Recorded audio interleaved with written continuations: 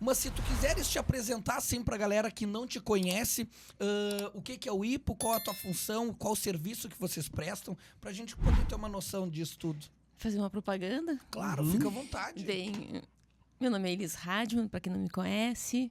Sou aí uma cientista social e política formada pela casa, pela UFPEL, fiz Ciências Sociais na Universidade Federal de Pelotas, fiz especialização em Ciência Política na Universidade Federal de Pelotas e depois fiz o mestrado na URGS. Dentro da universidade eu já comecei minha caminhada com pesquisa.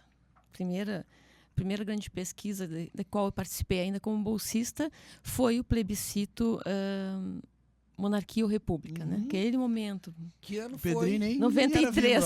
Eu nasci em 89? 93. 93, teve isso. Isso. Aí, a primeira eleição que eu fiz aqui em Pelotas, já como pesquisadora, com o IPO, Instituto de Pesquisa de Opinião, foi em 1996. Em seguida já. Isso. Então, o IPO, eu me graduei em 95, 96, o IPO já estava aberto. Naquele momento histórico, o IPO, então, também já fazia estudos para a abertura do comércio, sábado à tarde. A gente fazia, né, para o comércio local. E já também estudos de audiência de rádio. Hoje teria que ser audiência de podcast, né? Porque acontecem alguns fenômenos. Vocês têm ali os indicadores das pessoas que colocam o like, vocês têm os indicadores dos views, mas vocês não têm os indicadores das pessoas que reverberam isso na rede de relacionamento. Porque o assunto, ele continua reverberando, assim como o Big Brother. Tem o percentual que assiste o Big Brother, mas também tem o percentual que fala do Big Brother sem assistir.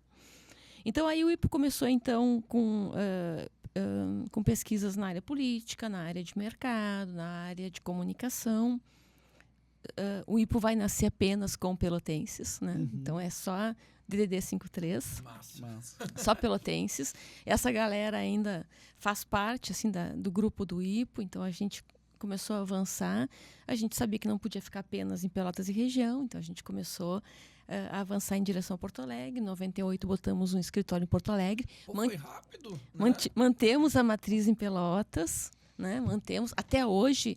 Todo o trabalho do IPO nasce a partir de Pelotas. Então, da Ponte do Retiro para lá, as pessoas sabem que o IPO faz parte dessa planície do conhecimento, né? Porque nós temos que olhar, porque nós somos uma planície do conhecimento para além do IPO. A cidade de Pelotas é uma planície do conhecimento. Daqui se formam muitos tipos de profissionais, de empresas. E aí nós começamos, então, toda essa jornada e fomos crescendo naturalmente. Na época, a gente fez algumas escolhas, tá? E era bem claro, até porque a gente tinha a pesquisa, a ciência como vocação. Ao momento que a gente escolhe a ciência como vocação, a gente define o que a gente quer e o que a gente não quer, o que a gente aceita e o que a gente não aceita. E com isso o IPO foi crescendo com essência, com princípios. Então, na época, por exemplo, tinha os troféus. Então, as pessoas podiam comprar um troféu prêmio de uma tal pesquisa. O IPO não faz isso, porque isso não é necessariamente um critério científico. É muito mais uma estratégia de marketing, né? Então, não era a nossa cara. A gente olhou para as pesquisas publicadas, dessas de intenção de voto que são registradas, a gente olhou. Não é a nossa cara, não é esse o nosso propósito. Nosso propósito é trazer informações para tomada de decisão. Hoje, nosso slogan é ciência para tomada de decisão. Se eu trago informações para ter tomada de decisão, eu não entro no combate político, né? Porque, na verdade, essas pesquisas de intenção de voto publicadas, elas servem para essa briga política. Eu tenho a pesquisa certa, a minha está certa que eu vou ganhar. Não, a minha que eu vou ganhar, né? Na verdade, acontece isso. Então, a gente foi se consolidando como uma empresa de diagnóstico estratégico. Vou verificar lá o que... todo o comportamento, a experiência de compra do Los Chapas, né? Então, o consumidor vai lá, tem a experiência do hambúrguer, da pizza.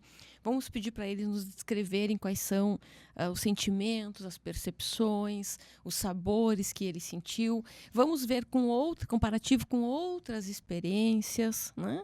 E aí ele vai avaliando, ele vai descrevendo e ele vai dando subsídios, inclusive, para um processo de decisão do Los Chapas de o que pode aprimorar, né? E quais são as forças que ele tem hoje, quais são os atributos. Por exemplo, vocês colocaram um atributo que ele entrega muito rápido. bem, e será que o cliente reconhece isso? Se o cliente reconhece isso, é tese confirmada. Então, a gente pode confirmar teses ou refutar teses. Então, o IPO se tornou uma empresa para confirmar teses ou refutar teses ou descobrir aquilo que não está posto, que ninguém enxerga. E com isso a gente foi, então, construindo a nossa história. Para quem quiser aí olhar o site do IPO, é www.ipo.inf, que é de informação.br, ou no Insta, né? ipo.pesquisa, ou no Face ainda, quem usa o Face, porque as pessoas de maior idade a gente sabe que usa o Face, né? É ipo.br.